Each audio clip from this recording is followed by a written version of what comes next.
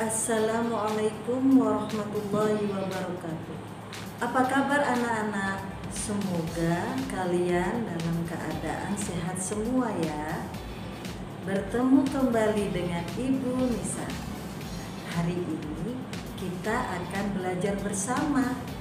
Silakan disimak dengan baik ya. Assalamualaikum anak-anak. Hari ini kita akan belajar tema 2 subtema 1, manfaat tumbuhan bagi kehidupan manusia. Dengan kompetensi dasar 3.1, memahami arti gambar pada lambang negara Garuda Pancasila. Tujuan pembelajaran: 1. Siswa dapat menemukan arti penting berterima kasih kepada sesama manusia dan makhluk lain sebagai wujud pengamalan sila pertama Pancasila yang dilambangkan dalam Garuda Pancasila. Kedua, siswa dapat menuliskan 2 pengamalan berterima kasih pada sesama manusia dan makhluk lain sebagai wujud pengamalan sila Pancasila yang dilambangkan dalam Garuda Pancasila.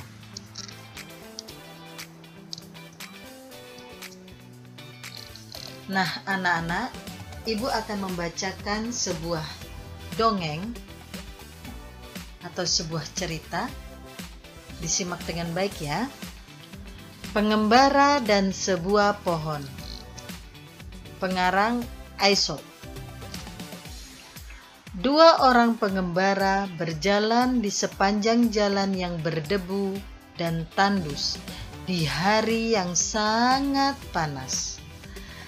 Tidak lama kemudian, mereka menemukan sebuah pohon besar. Dengan gembira, keduanya lalu berteduh dari teriknya sinar matahari di bawah naungan daun-daun pohon besar yang lebat.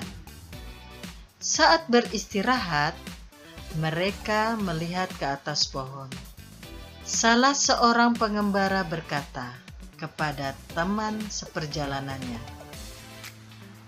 "Betapa tidak bergunanya pohon besar ini.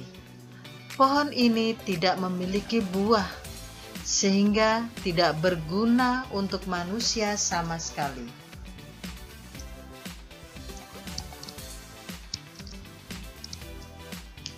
Pohon besar lalu berkata, "Kamu manusia yang tidak tahu berterima kasih." Pohon itu berkata lagi, "Kamu datang dan bernaung di bawah daun-daunku.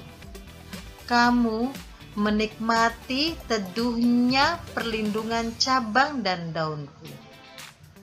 Kamu masih menyebutku tidak berguna sama sekali." Nah, anak-anak, dari cerita tersebut dapat kita ambil kesimpulan, Tuhan menciptakan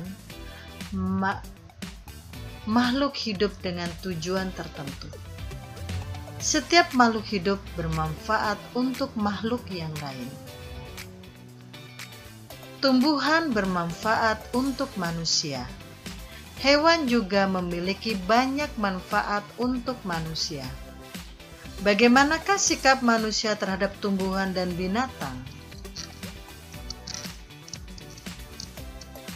Setelah membaca dongeng pengembara dan sebuah pohon, kita belajar untuk selalu bersyukur. Sikap bersyukur dapat ditunjukkan dengan menyayangi makhluk hidup. Berterima kasih itu termasuk orang yang selalu bersyukur. Nah, apa hubungannya berterima kasih dengan bersyukur? Berterima kasih itu salah satu cara kita bersyukur. Orang yang selalu bersyukur adalah orang yang rendah hati. Kebalikannya, orang yang tidak bersyukur adalah orang yang sombong. Apa kita juga berterima kasih kepada tumbuhan dan hewan? Bagaimana caranya? Berterima kasih kepada tumbuhan dan hewan caranya berbeda dengan cara kita berterima kasih kepada manusia. Jika kita berterima kasih kepada tumbuhan, maka kita merawat tumbuhan dengan baik. Tumbuhan diberi air, pupuk, dan sinar matahari yang cukup. Kita juga tidak memetik bunga dan daun-daun sembarangan.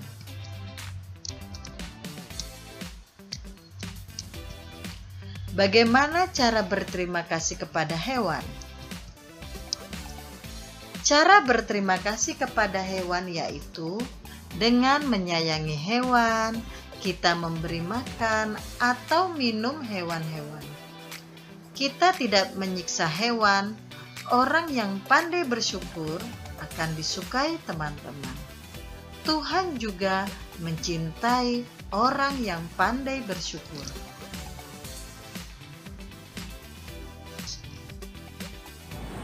Alhamdulillahirabbil alamin. Pelajaran hari ini sudah selesai.